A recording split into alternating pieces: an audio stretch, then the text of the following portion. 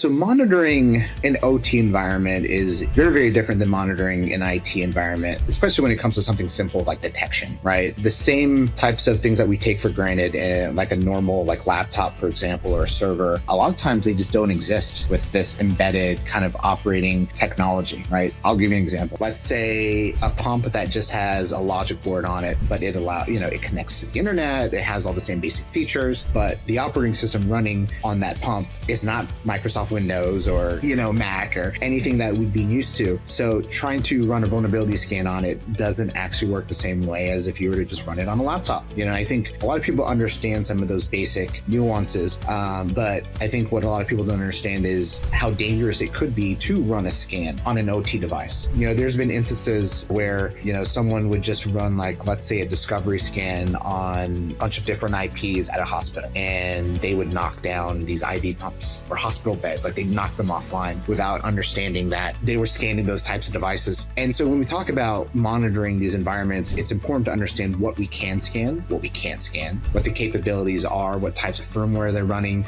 Basic inventory and discovery is so much more important across this environment than say an IT environment where you can just run one scan to do a discovery and learn what's there. You have to approach how you would scan and inventory an OT environment much differently than you would an IT environment.